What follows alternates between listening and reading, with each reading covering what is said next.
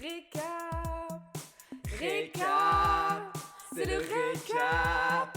Ou pas cap. Bonjour. Peu importe quand vous l'écoutez, C'est vrai. ça écoutez tout le temps. On pense à Mathilde qui fait son ménage en nous écoutant. C'est vrai. Mais en tout cas, bienvenue pour ce 3e épisode, Johan. Mais bienvenue Arthur. Je suis super contente de te retrouver. Oui. Alors cet épisode, on vous prévient, est placé sous le signe du mouchoir. Voilà, ascendant rhume. Pour tous deux. Des Mais gros bon, morveux. On fait le petit disclaimer. Mais oui, petit disclaimer, comme d'habitude. Comme d'habitude. C'est super de nous écouter pour réviser, mais c'est vraiment pour réviser parce que parfois on dit un peu de la merde. Donc peut-être que justement ça va confronter face à des trucs que vous avez appris en cours. Je dois dire, Oui, oh et là là. n'hésitez pas à faire des retours en mode on n'est pas d'accord sur ça, on n'est pas d'accord sur ça. Mhm. Non, mais nous on n'a pas compris ça comme ça parce que nous aussi ça nous aide. Si on n'a pas de retour constructif, on peut pas avancer. Finalement, c'est un échange un peu. Les moods du jour, on a décidé de les enlever. Voilà, de les tuer. Hop. Non, mais on avait refait un petit essai et puis c'était trop ça a pas chaotique et on s'est fonctionné, dit non, c'est non. Ouais. D'ailleurs, on commence avec la météo globale de la semaine. Oui, Qu'est-ce que tu peux nous dire de la globalement, météo, de l'eau. de De l'eau. l'eau qui coule du ciel. Un max d'eau qui coule du ciel, c'est Mm. super. Moi, Et j'adore je l'eau. trouve qu'il refait froid là depuis 2 jours. Mais ouais. Mais ce qui est terrible, c'est qu'il y avait du soleil. Que je commençais à prendre goût à la vie à Besançon avec du soleil. Et là, bam, la pluie. Courage, Je ma t'en Jojo. Courage. Les événements notables de la semaine. Du coup, les événements notables de la semaine, on a eu les représentations au conservatoire, voilà, Oui. 3 soirs de suite. C'était voilà. très sympa de voir les copains, les copines. Surtout Tout à les fait. copines en fait. Surtout les copines. Que les copines. Je crois, hein. Ouais, Je les réfléchis, copines mais- jouaient. Il y a aussi l'anniversaire de mon père, Ben, voilà, bon anniversaire à lui, information il comme s'appelle comment ça. Luc. Joyeux anniversaire Luc, un peu en retard. J'espère que tu lui feras écouter. Bah oui, écoute. Et puis, Jojo s'est fait couper les Ouais, je suis un cheveux. peu plus légère. Et c'est la passe, c'est le CM qui fait la passe au TD. Le TD qui Oh, oui, remonte oui. le terrain. Aurore, qui il se dribble casse notre la Brigitte. gueule. C'est le but. C'est le récap des cours de la semaine. Récap des cours de la Récap des semaine. cours de la semaine. Et on commence avec un premier cours qui était celui de Loli Jean-Baptiste. Exactement. On a commencé avec des discussions autour de nos recherches. Elle disait surtout qu'il faut que entre nous, il faut qu'on participe plus dans nos recherches les uns des autres, parce qu'elle a remarqué que, notamment en cours, quand on expliquait nos intérêts de recherche, enfin notre recherche en fait, aux profs, souvent les autres, ils écoutaient mais c'est tout, ou alors ils écoutent pas. Et qu'elle trouvait que c'était vraiment dommage parce que en plus notre formation, il y a un truc de, faut vraiment qu'on la joue collectif pour se donner des infos, etc. Un max, que ce soit plus amusant et plus pertinent aussi parce que plus riche en expérience. Loli proposait aussi de prendre un carnet pour noter seulement les références au-delà de nos réflexions, pour avoir vraiment juste un carnet avec plein de refs et pouvoir piocher directement là-dedans au lieu de relire tout ce qu'on s'était écrit, etc. Mhm. Et elle disait aussi que les notes magnéto, donc sonores, juste parler au lieu d'écrire, des fois c'est plus simple, donc ne pas hésiter à faire ça pour nous. Et si on a des réflexions qui nous traversent la tête, hop, on prend le téléphone, on s'enregistre. Et puis voilà, c'est dans la boîte. Dans la recherche-création, il y a la création artistique, mais elle n'est pas là principalement, elle est au service de la recherche. Et c'est pas l'inverse, c'est pas la recherche qui est au service de Mhm. la création. Et elle a ajouté aussi que jamais hésiter à rajouter de la matière pour ce mémoire et que parfois on se dit ça va être un peu bonus pour le mémoire, mais qu'en fait non. Si on pense que c'est bonus, c'est qu'il faut le faire et que c'est pertinent.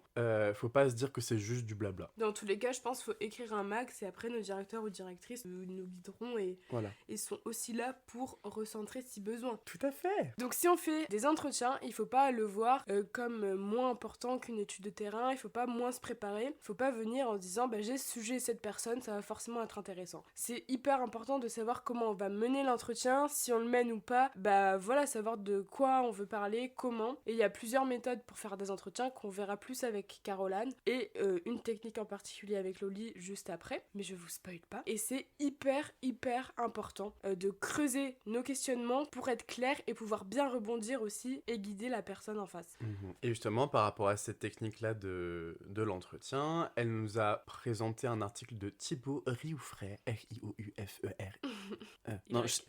non, F-R-E-Y, je sais pas épeler les mots. Sur la transcription d'entretien, sachant que lui dit bien transcription et non retranscription Mm. comme on a l'habitude de dire, puisqu'il dit qu'on écrit la chose qu'on entend, donc transcription et pas retranscription, c'est pas une deuxième fois, ce qui se tient. Et lui, c'est surtout pour les sciences humaines, sa technique d'entretien. Après, ça s'applique forcément aux arts du spectacle. Oui. Et donc d'après lui, c'est important de choisir une manière d'écrire, de transcrire nos entretiens et de la garder et de pas changer, etc. pour pas se perdre, pour être clair et pour avoir la même méthodologie à chaque fois et qu'il y ait un truc assez uniforme. Thibaut Riofray, dans son article, évoque 3 points. Il dit être fidèle, ne pas trahir le propos quand on transcrit, pardon. Tu ne peux pas modifier ce que la personne dit en face de toi, tu peux pas modifier ses propos. Il ne faut pas confondre transcription et analyse aussi, c'est-à-dire que là on fait que rapporter le discours, on va pas essayer de comprendre ce qu'il veut dire dans un premier temps. Puis l'analyse viendra après, mais Tout à pas fait. dans la transcription. Exactement. Et ne pas faire de contresens. Ma chérie, tu as contresens. Pas mal, j'aime bien. Donc dans un premier temps, il faut tout transcrire, même les mots parasites comme les e, les quoi, même s'il y a un rire qui est pertinent, on nous a dit de le marquer.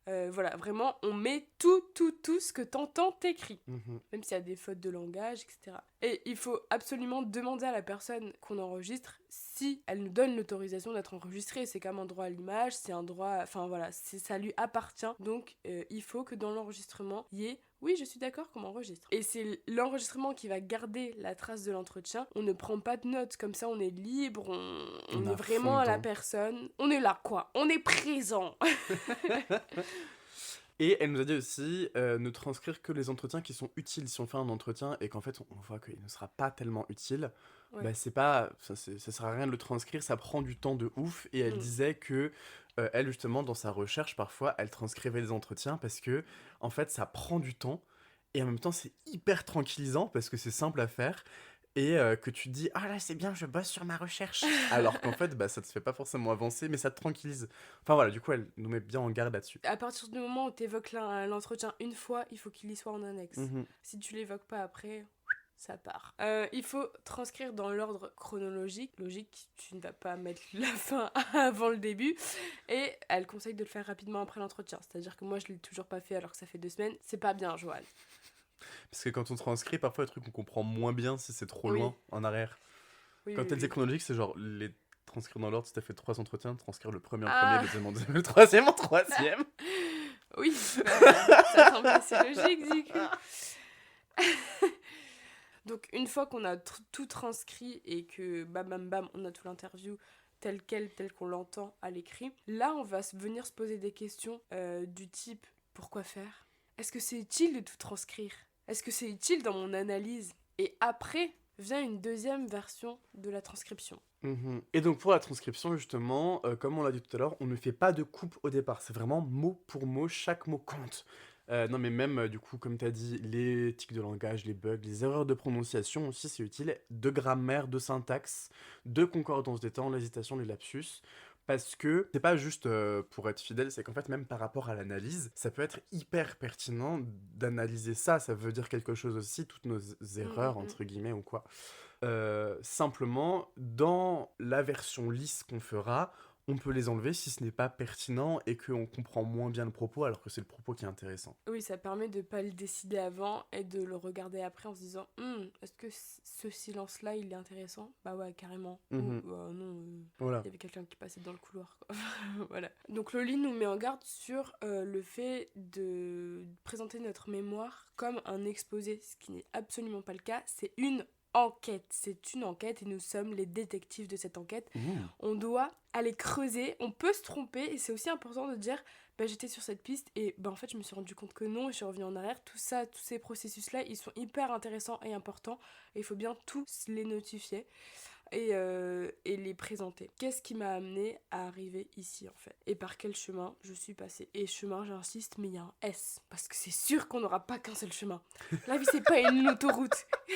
Par rapport aux entretiens, des fois il y a besoin d'anonymiser la personne, soit quand elle la demande, ou soit quand ce qui est échangé demande ce besoin-là. On transcrit d'abord sans anonymiser, puis on anonymise dans un second temps, donc on laisse pas paraître Voilà.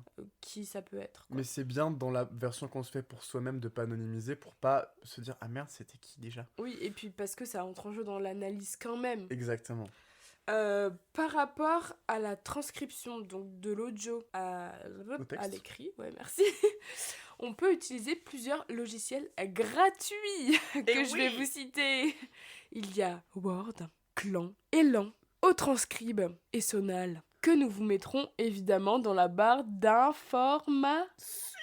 Super. Puis même en vrai si vous cherchez sur internet, moi j'en ai trouvé un autre aussi Ouais. où j'étais juste en mode voilà. Et si l'entretien est dans une langue étrangère, il vaut mieux faire la traduction soi-même que sur Google Traduction, bien Reverso ou autre. Donc pour la mise en page, on l'a déjà dit, et il faut garder la même mise en page d'entretien tout au long du mémoire pour avoir une uniformisation et qu'on s'y perde pas tout simplement, qu'on sache où piocher les infos aussi en tant que lecteur ou lectrice, et même pour ça c'est plus simple. Donc on doit faire un chapeau, et pas un chapeau pointu, mais bien un chapeau rectangle.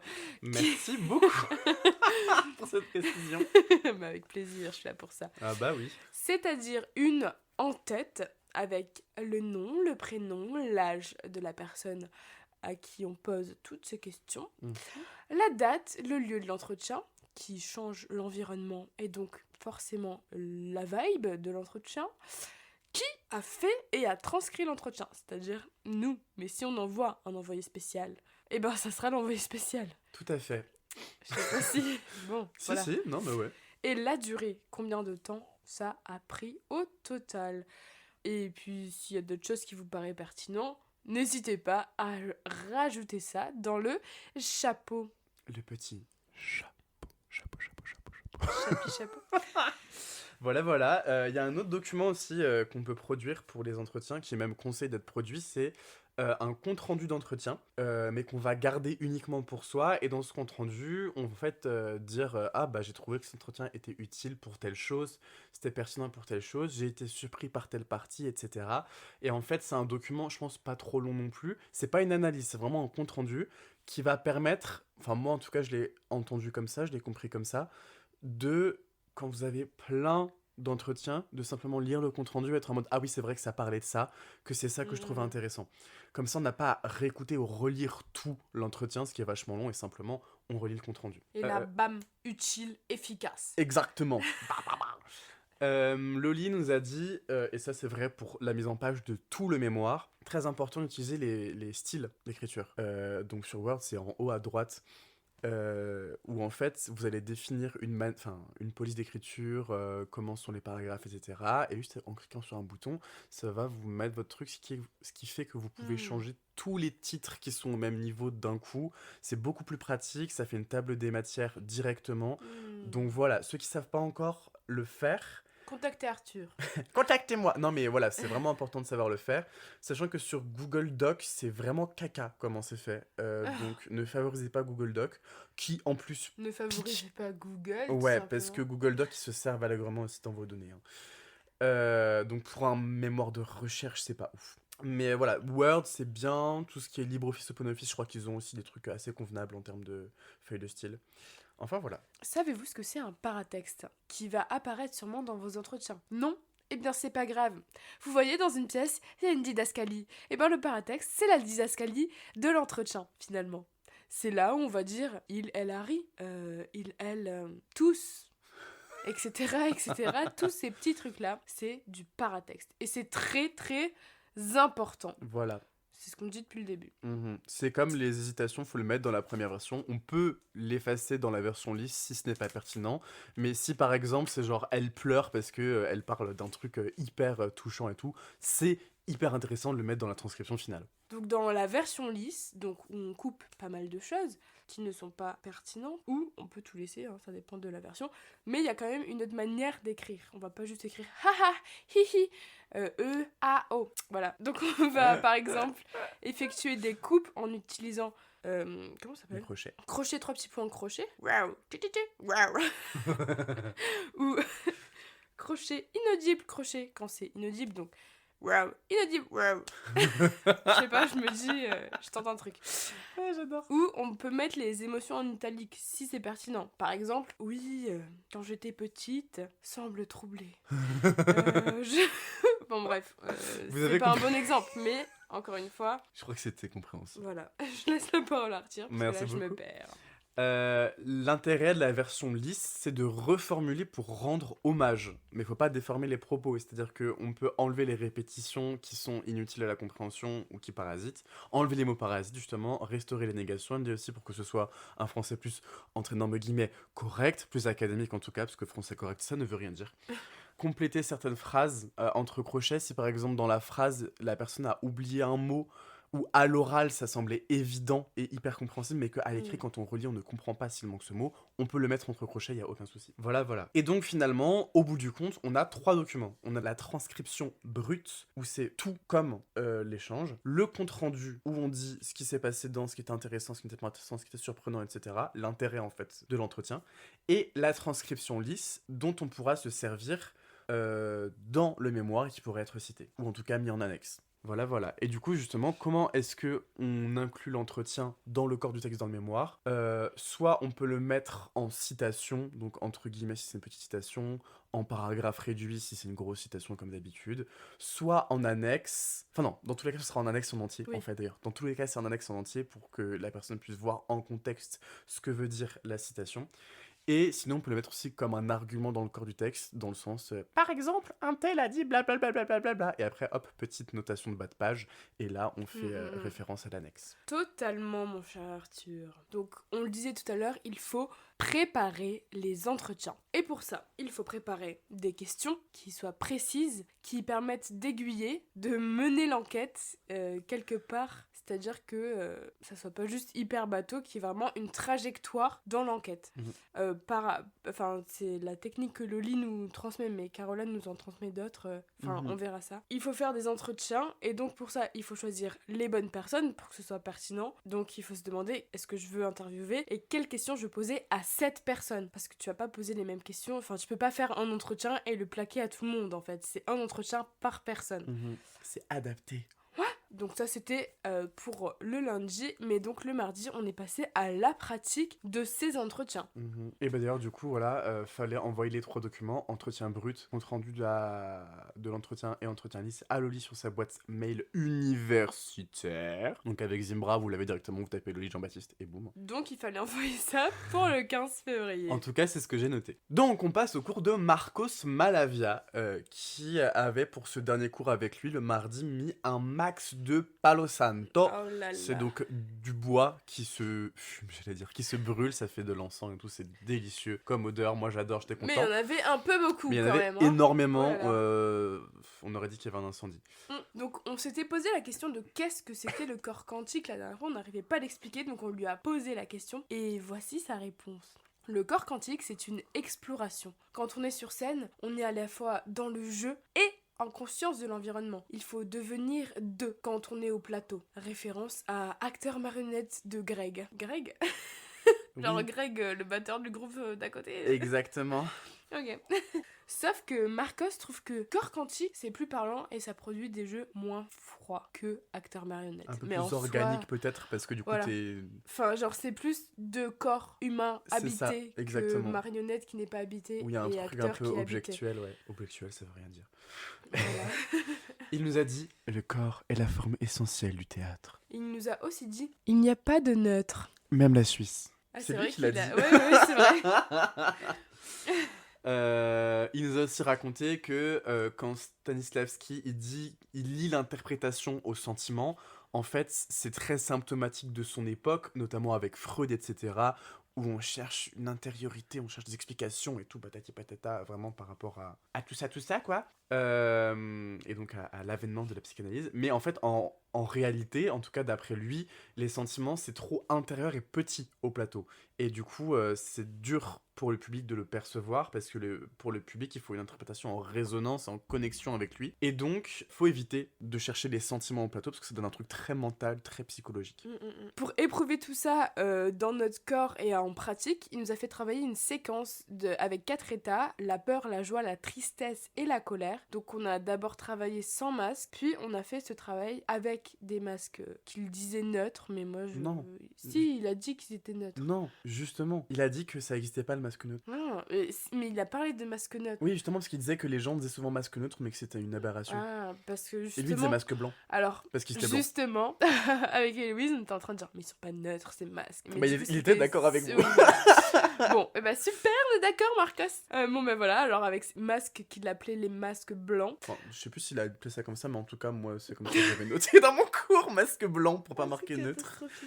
Bon, bah, c'est pas des masques neutres, mais bien des masques blancs, comme dit Arthur. Non, mais ils étaient pas complets non plus.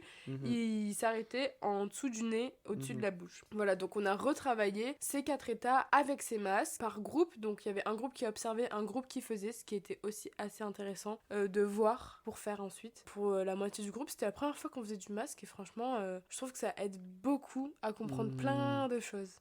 Pour lui, ces 4 états sont la base de tout, de toute la palette d'émotions, je mets des guillemets parce que voilà.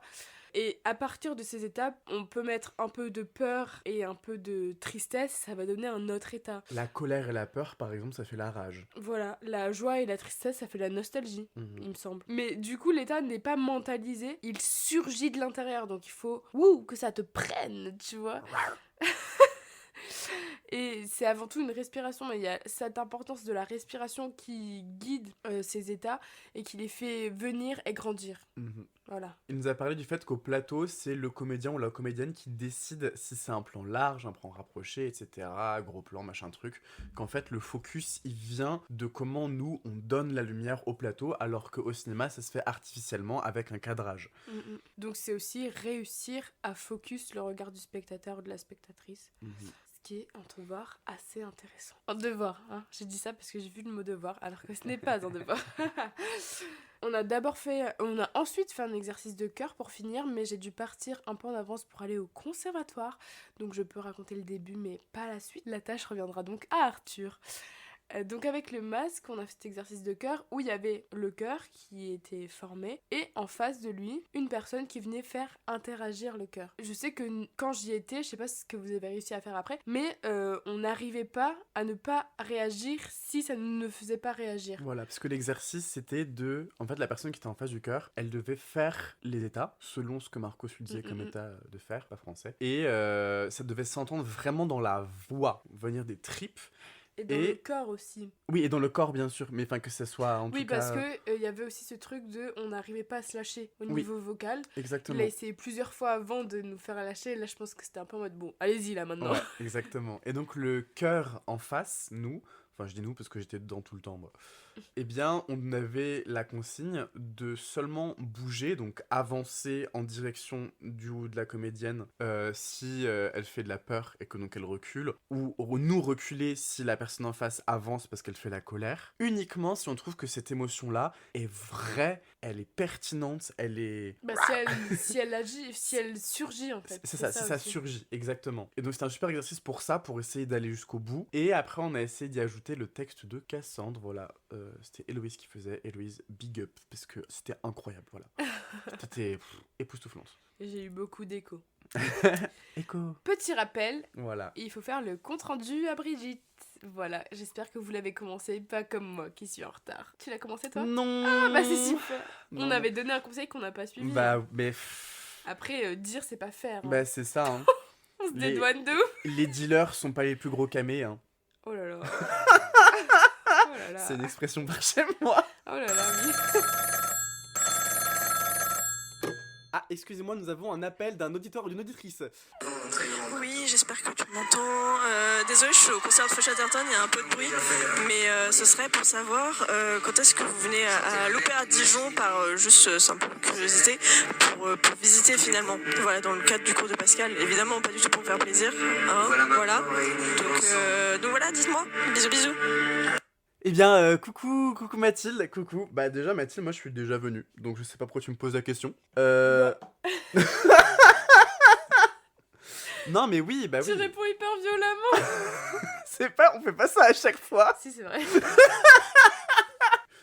Bah voilà, et il faut juste, voilà, il fallait peut-être cet appel de l'auditrice pour lancer la démarche. Boum. Pah, Mais on maintenant lance. que c'est fait, c'est plus en notre pouvoir, nous on est transmetteurs. Donc maintenant, Mathilde, Démerdez-vous. t'arrêtes de demander dans le vent comme ça et tu proposes quelque chose de précis. Et comme ça, nous on dit non. En tout Et cas, t'as le seum. merci. Oh non, c'est vilain.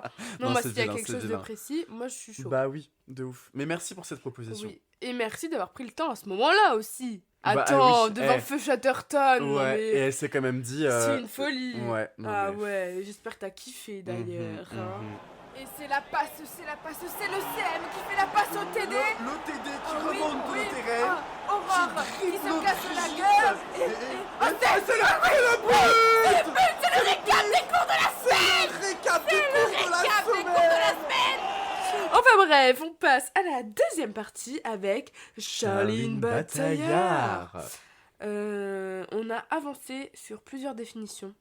L'acculturation, le métissage, la créolisation et le multiculturalisme. Et oui, ma chère Johanne. Et donc, nous avons commencé avec l'acculturation, puisqu'on a déjà commencé la dernière fois. On a revu que acculturation venait probablement de acculturation, avec ac, qui est une déformation de ad en latin, qui est l'idée de direction, d'accoler, d'arriver, d'accepter aussi, mais ça n'a aucun rapport.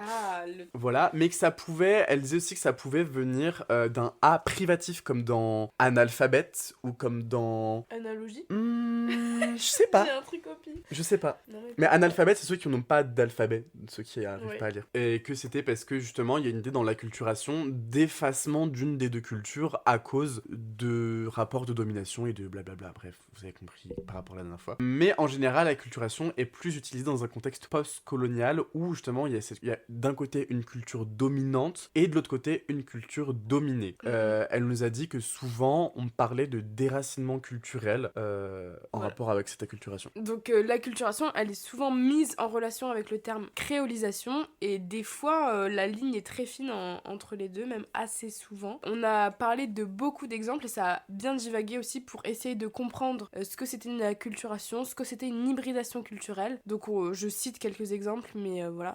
Et on a parlé de la K-pop, on a parlé du thé. C'est ce qu'on a dans nos tasses actuellement. Oui, c'est super.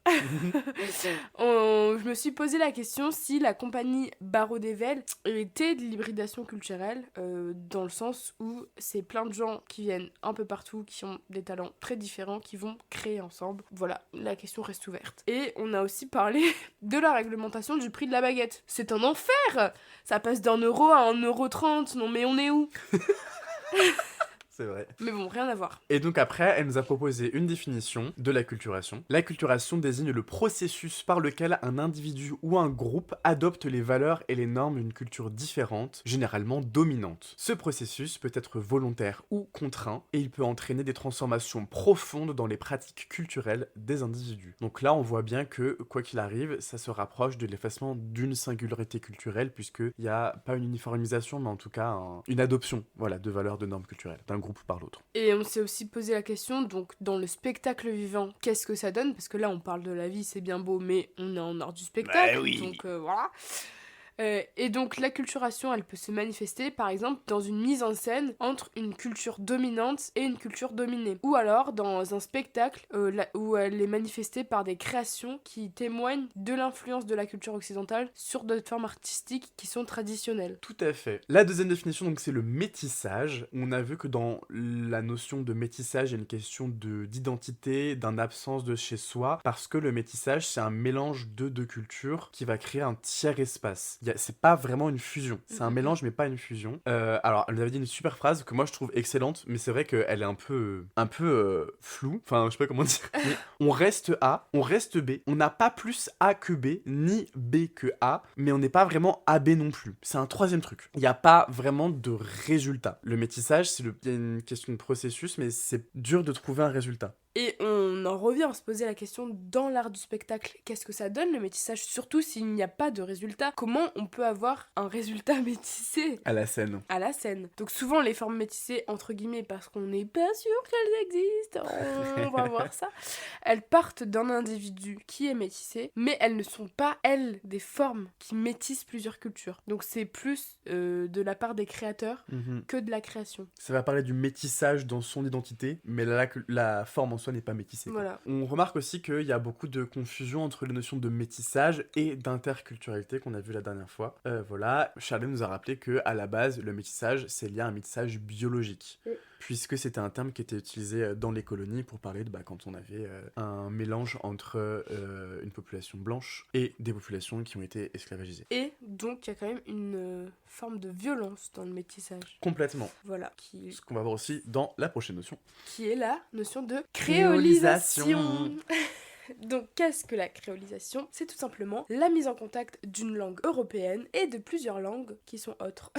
Donc d'origine multiple, donc qui donne pour résultat une nouvelle langue qui devient la langue maternelle et principale d'une communauté. Et ce concept s'étend à la culture. Voilà, au départ c'est un concept plus linguistique, mais comme beaucoup souvent ça s'étend après la culture. Ouais, comme voilà. le métissage, c'est pas un concept culturel au départ. Oui. Mais ça le devient après. Voilà.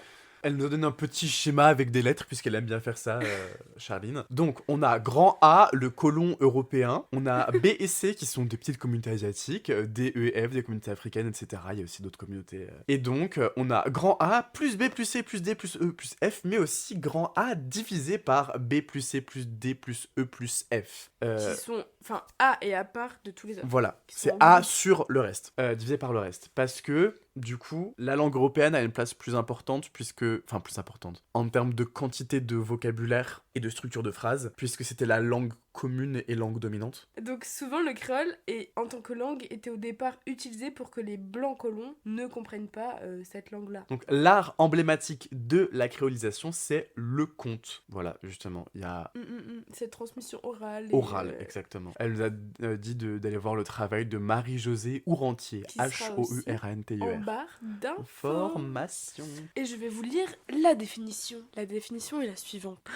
La créolisation, c'est un concept qui va désigner le processus de formation d'une nouvelle culture à partir du contact et du mélange de plusieurs cultures. Cela s'effectue souvent dans le contexte de la colonisation et de la traite négrière. C'est donc un processus d'hybridation culturelle provoqué par la violence. Comme on le disait tout à l'heure. Tout à fait. Voilà. Et donc la créolisation met l'accent sur l'habilité des populations créoles à créer de nouvelles formes culturelles originales. Dans les arts du spectacle, Mhm. on retrouve par exemple Rebecca Chaillon, qui est Magie. très touchée par cette notion. Je l'adore, elle est super. Prochaine notion, le multiculturalisme, qui est une notion qui allie du coup coexistence dans une même société, à un même pays, de plusieurs cultures, d'où multiculturalisme. Il y a un respect mutuel, pas de hiérarchie, ni délation, ni préjugés. Il y a de la tolérance. Et grâce à la volonté, il y a une garantie gouvernementale. Il y a l'exemple de l'Empire ottoman, dans lequel cohabitaient beaucoup de peuples sans qu'il y ait de hiérarchie entre eux. Mais ça, c'était à l'époque.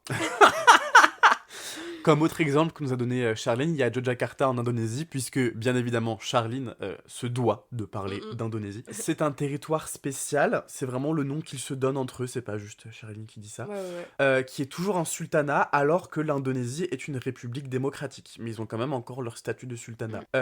Ça tient debout ce sultanat, ce territoire spécial, parce que c'est multiculturel justement, et donc il n'y a pas de hiérarchisation. On autorise le javanais moderne, qui est la langue locale, alors que sinon on parle en indonésien dans le reste de l'Indonésie. Il y a des écoles privées catholiques et coraniques, et en fait elles acceptent tout le monde de toutes les religions, sachant qu'ils ont un rapport à la religion qui est pas du tout le même bien sûr qu'en France, où ça fait vraiment partie de ton identité, c'est marqué sur ta carte d'identité, ta religion. Ils acceptent toutes les confessions de tout le monde, et ils adaptent un peu leurs enseignements, c'est-à-dire que si t'es dans une école privée catho, mais que t'es pas catho, que t'es pas chrétien, ils vont pas du tout te faire l'enseignement religieux, et pareil pour les écoles coraniques. Mais dans le mot adaptation, c'est pas en mode t'es chrétien, mais t'es dans une école coranique, bon ben on va te faire des cours de christianisme christianisme. Non, c'est juste, tu as le droit de pas aller aux cours de religion. Exactement, il n'y a pas de... Comment? Attends, je cherche le mot. Il n'y a pas de... Il n'y a pas plusieurs religions enseignées au même endroit. C'est vraiment Oui. des écoles spécialisées, mais Mais ils te on forcent respecte, pas du voilà, tout c'est à ça. quoi que ce soit. Et donc, en plus, il y a un truc assez spécial en Indonésie en général, mais surtout à Yogyakarta, c'est qu'il y a le syncrétisme du Kejawen, qui est donc, si je dis pas de bêtises, une très vieille religion et qui va allier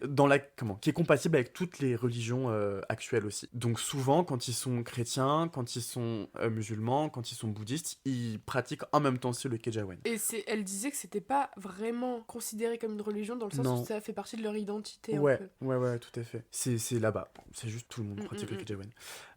Et donc, il y a une volonté d'accessibilité à toutes et à tous, toutes les populations et tous les endroits du territoire. Et vraiment, le sultan fait en sorte que tout soit accessible, ce qui va dans le sens du multiculturalisme. Mais on a d'autres endroits où il y a des endroits de multiculturalisme comme ça. Penang, en Malaisie, qui ne font pas de délation pour les LGBTQIA+, malgré les lois du pays. Ou alors Singapour, mais il n'y a pas de syncrétisme du tout là-bas. Mais il y a les différentes populations qui ne se mélangent pas. Voilà, c'est un multiculturalisme, mais un peu plus Mais, chacun voilà. chez soi, quoi. Dans son petit quartier, quoi. Voilà, t'as plein de petits quartiers, mais Ouais. qui fonctionnent Qui bien entre eux, fonctionnent mais ensemble, c'est quand même... mais, Voilà. voilà. Tes voisins ne sont pas de cultures différentes, Tu en fait. mélanges pas ta culture, mais tu respectes et tu vis avec celle qu'il y a autour de toi. Exactement. On a fait après un point sur l'évaluation, du coup, le poster, sachant qu'elle nous a dit que le poster, donc c'est bien un exercice de base doctorale, Ouais. et que c'est intéressant parce que c'est un exercice de synthèse, et que dans un mémoire, bien sûr, il faut parler et détailler ce qu'on dit, mais il faut quand même avoir un esprit de synthèse pour ne pas se perdre. Et on pourra pas vous le montrer, mais on a des petits schémas de posters, donc si vous en avez besoin, n'hésitez pas à nous contacter pour qu'on vous les transmette. Tout à fait. Mais je vais quand même vous citer ce qu'il doit contenir, même s'il n'y a pas la représentation physique. Il y a le titre qui doit apparaître, of course, qu'on donne nous-mêmes au poster. Un encart avec une définition du terme choisi. Là, c'était pour l'exemple du poster qu'on devait faire. Donc, on doit choisir une définition et faire un poster dessus. Donc, on doit faire une définition du terme choisi. Un autre encart où il y a une définition du genre, de la fête, de l'artiste ou de l'œuvre qui est choisie pour être un exemple du terme. Un max d'images pour illustrer. Mais il faut que ça reste lisible. Donc, un max, c'est genre 3-4. Elle disait.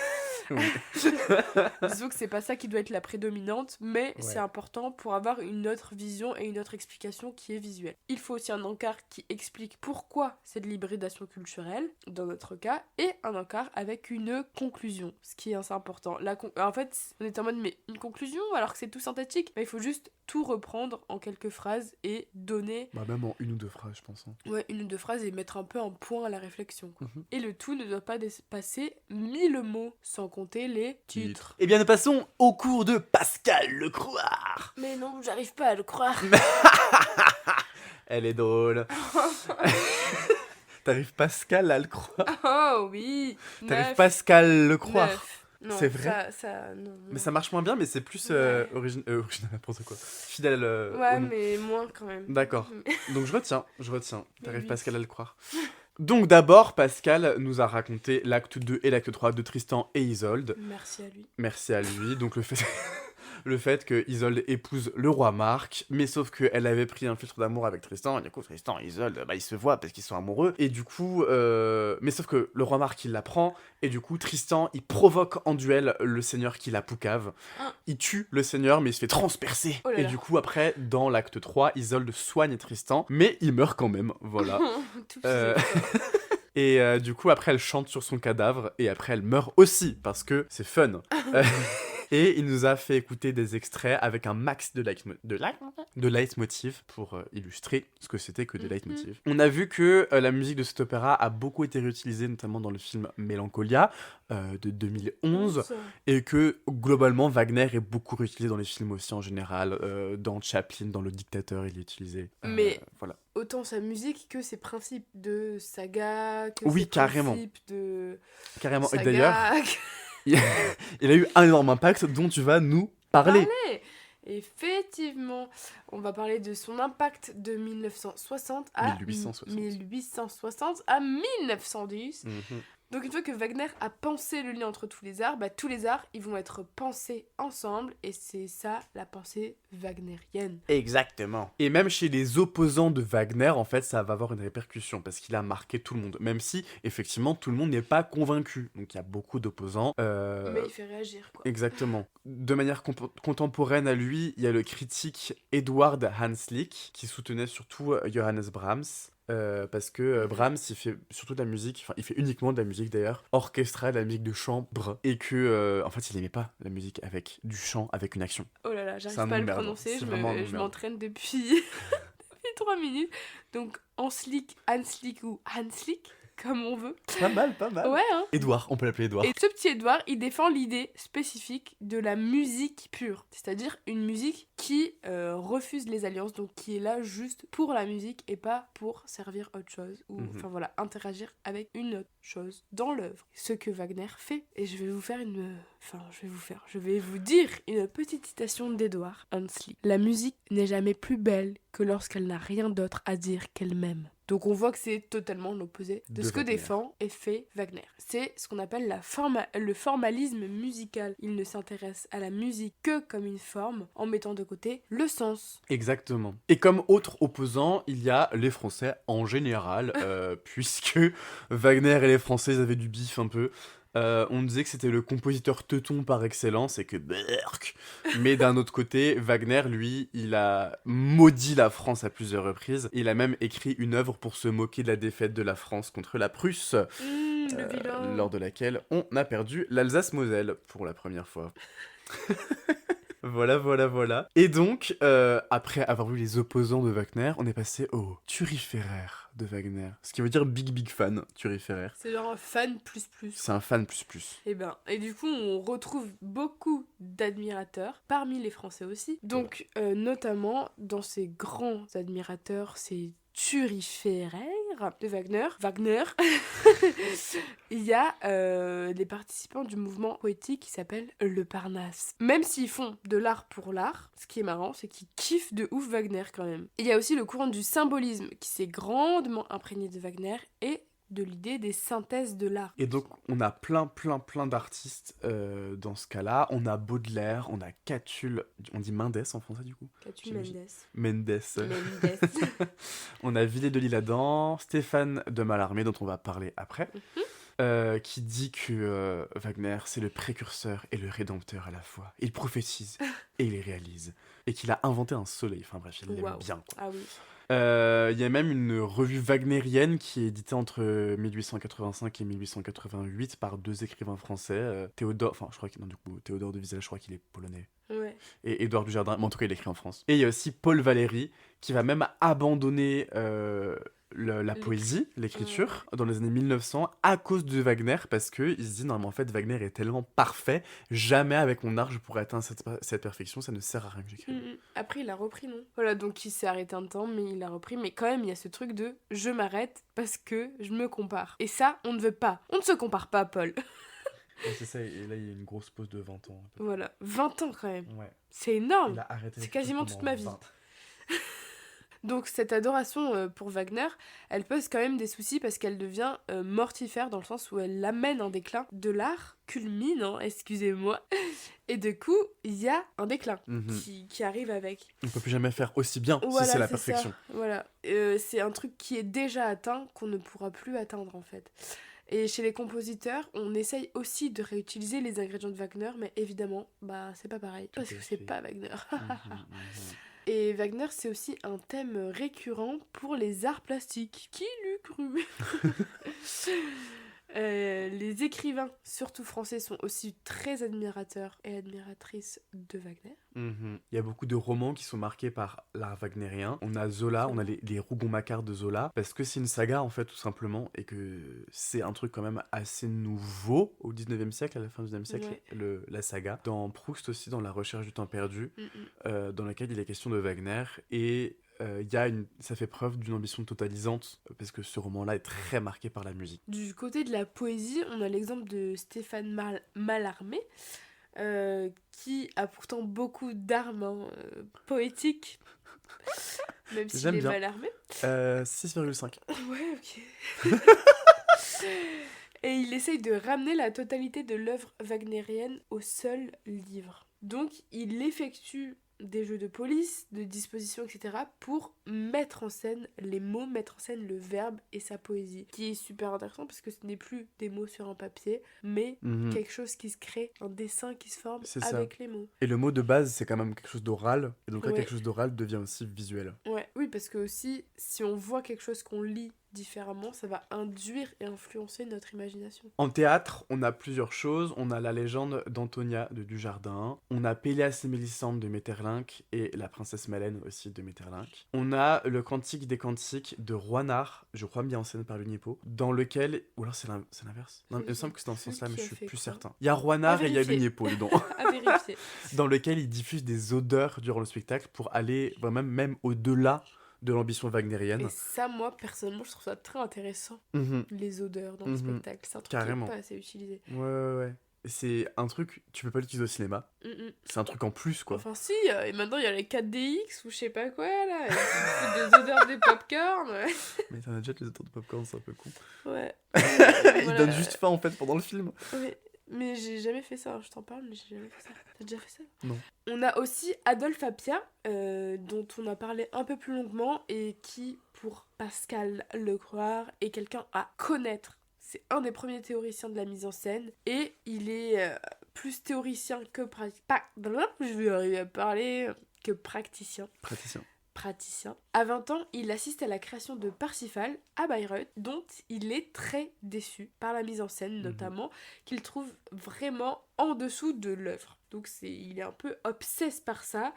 Et en 1895, il écrit un premier ouvrage qui s'appelle La mise en scène du drame wagnérien. Puis il écrit La musique et la mise en scène en 1899. Donc il est vraiment obsédé par Wagner, quoi. Oui, et il parle, c'est un des premiers théoriciens de la mise en scène, comme on l'a dit. Il dit notamment que les gestes, la parole et la musique doivent être liés dans tous les sens. Donc gestes et paroles, paroles et musique et gestes. Il n'y a pas un qui n'est pas lié au tout. Exactement. Oh là là. On a parlé aussi rapidement d'Émile Jacques Delcroze, Jacques Sensé, et voilà, qui considérait que l'apprentissage de la musique chez les enfants doit passer par le corps. La notion de gymnastique rythmique, on l'hérite de lui, il me semble. Ouais. Et Appia est hyper fan de Jacques Dalcroze et ils peuvent enfin collaborer ensemble en 1911. Voilà, et donc on a fini le cours en visionnant des petites photos du travail d'Appia sur l'acteur gouverné par la musique en 1912 et en 1913 et des photos du Parsifal de 1973 à Bayreuth. Donc avec Caroline, on a parlé des entretiens énormément et aussi de comment choisir nos matériaux pour le mémoire. Elle nous a parlé du réseau RESCAM, qui est un réseau qui pousse les écoles d'art françaises, qui aide les écoles d'art françaises et qui pousse les recherches-création, où il y a plein de documentation et de recensement sur ce qui a été fait en recherche-création. Donc, ça peut être une bonne source d'inspiration pour avoir la vision de ce que c'est un peu, mais également pour avoir de la matière. Elle nous a aussi précisé qu'il y avait une grande différence entre la participation observante et l'observation participante. Donc la première, la participation observante, c'est d'abord impliqué dans l'action et l'observation va venir de l'intérieur. Donc c'est toi tu es impliqué, donc tu vas observer ce que toi tu éprouves dans cette implication. Et l'observation participante, c'est participer pour mieux observer. Donc tu participes sans être totalement impliqué et en ayant encore un regard assez distant, quoi. Ok. On a vu les 3 sous-entrées de la recherche-création. On a Practice-Based Research, Practice-Led Research et Practice-As Research. Donc la première, Practice-Based Research, c'est littéralement la recherche basée sur la pratique. Donc où la pratique produit directement le savoir. L'œuvre, le processus deviennent le résultat. De la recherche, oui. La recherche ne peut pas se faire sans la pratique du tout. Voilà, c'est ça. Ensuite, on a Practice-Led Research. La pratique guide la recherche. C'est l'écriture qui formule le savoir, mais c'est la pratique qui vient déclencher, déplacer les questions, etc. et qui vient créer des questionnements qui vont derrière produire le savoir. Et enfin, Practice-As Research. Practice-As Research. La pratique est la recherche. Le corps et le geste deviennent des modes de pensée. C'est le savoir incarné dans le corps, situé, parfois non verbalisé. Tout à fait. Pour les exemples, elle demande de penser la nature et la catégorie de l'exemple. Donc, quels savoirs les matériaux nous permettent de produire, comment on les utilise et comment ce savoir est utilisé, qu'est-ce que ça permet de penser et qu'est-ce que c'est comme matériau concrètement. Donc, se poser les questions quoi, comment et pourquoi par rapport aux matériaux.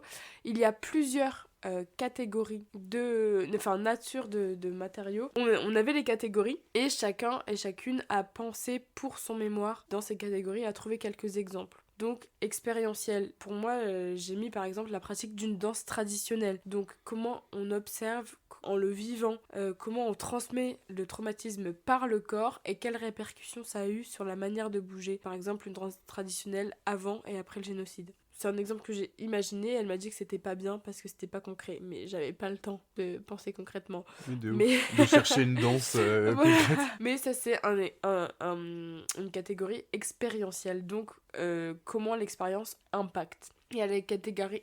Waouh, mais c'est la fin du podcast là. Non. La catégorie relationnelle, donc les interviews par exemple, donc recueillir des paroles, échanger, comprendre des cas spécifiques, ça fait partie de la catégorie relationnelle. Et la catégorie audiovisuelle, donc moi j'ai choisi un film sur la diaspora, l'après-diaspora en France. 4, on a la catégorie textuelle, donc là j'ai choisi les écrits de mon arrière-grand-père sur le génocide, mais voilà, enfin c'est tout ce qui est textuel. On a ensuite la catégorie 5 qui est la catégorie de la théorique. Donc par exemple le texte de la reconnaissance du génocide par la France est intéressant pour moi, mais enfin voilà, c'est vraiment des exemples théoriques. Et en 6, qui est la dernière catégorie, on a les artefactuels. Donc c'est tout ce qui va être symbole, qu'est-ce qui est devenu fort en fait. Donc moi par exemple j'ai pris l'exemple du doudouk qui est un instrument qui est devenu le symbole du génocide. Oui, et elle précisait que il faut toujours avoir des justifications et c'était un exemple que je donnais, mais par exemple je lui ai posé une question. Et en gros, on creuse un peu ensemble et on se rend compte qu'il n'y a pas forcément de réponse juste en pensant, mais que même possiblement, en se basant sur des dossiers, des documents, etc., il n'y ait pas de réponse, et ben la non-réponse devient une justification. Parce qu'on a cherché et il n'y a rien.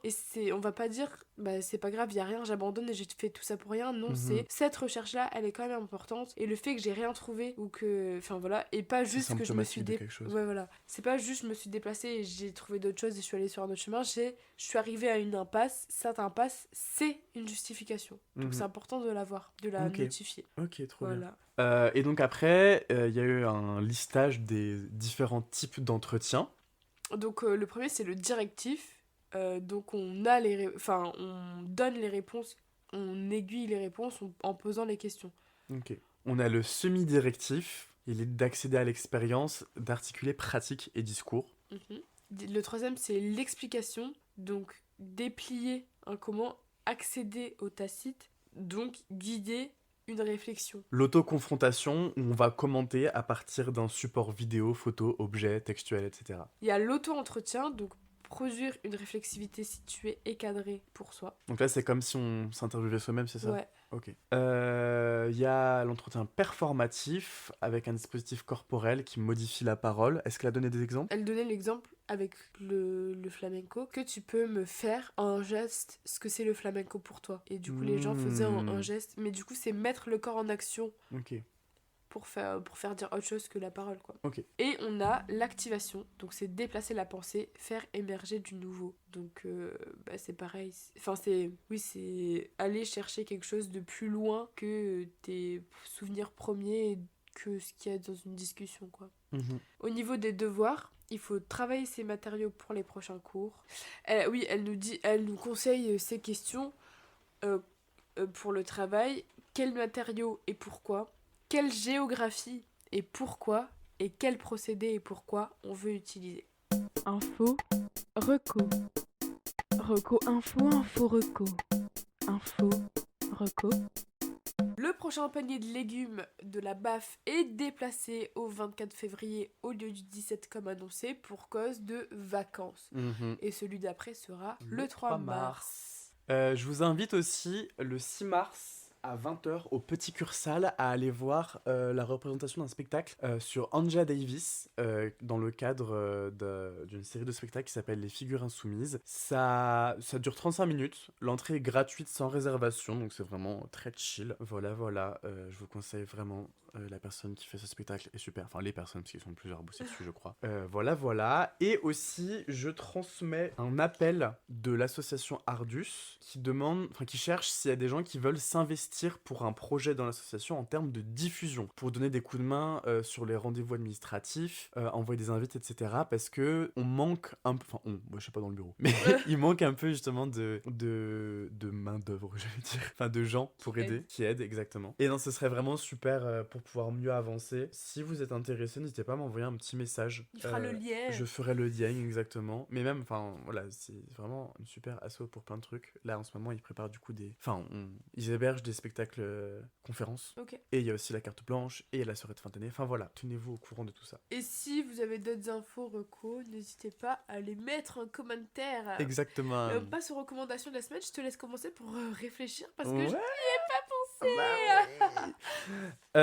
Moi j'avais un film que j'ai vu du coup il y a 2 semaines maintenant je crois, 2 semaines et demie, qui s'appelle The Congress quoi, qui est sorti en 2013 et qui est génial. Il est super. Ça part du coup de Robin Wright, qui est l'actrice du film d'ailleurs, où c'est une version scénarisée de sa vie, si vous voulez, où en fait elle est confrontée par son agent et par Hollywood quoi, qui lui dit clairement écoute, t'as fait plein de choix de merde dans ta vie, t'arrêtes pas de refuser des films qui t'auraient fait un max de thunes, donc là on t'offre un dernier contrat que tu n'as pas le choix de signer. Soit tu le signes, soit tu ne le signes pas, mais ce sera ton dernier dans tous les cas. Mais ça signe la fin de...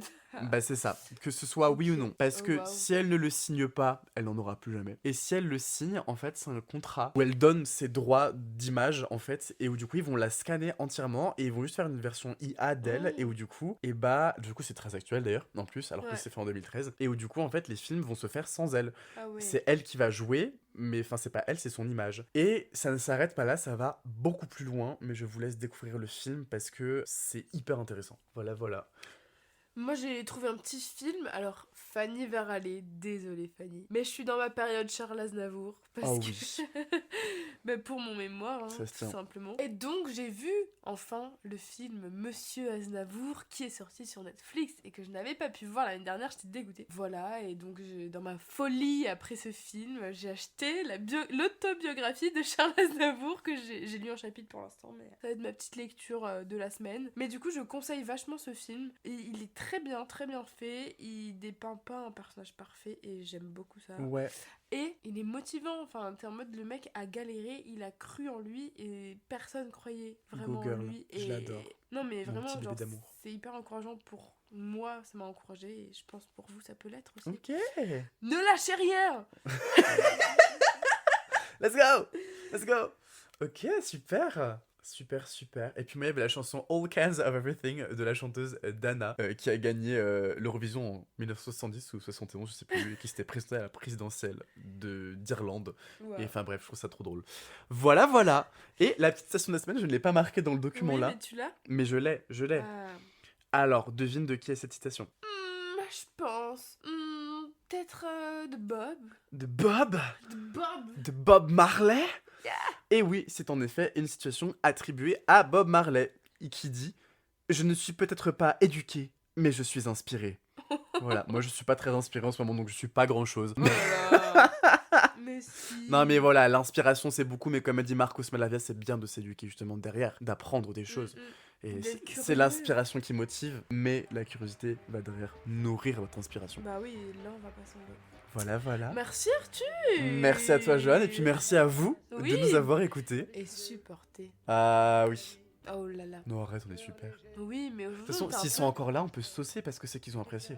Oui, et on peut vous saucer vous parce que... Parce que vous êtes restés. Merci. Allez, bisous. Ouah, mon ventre il a gargouillé. On met musique à la fin. On met toujours une musique à la fin. Je ne sais pas. Bah, Charles Aznavour. Oui, tu mettras du Charlot.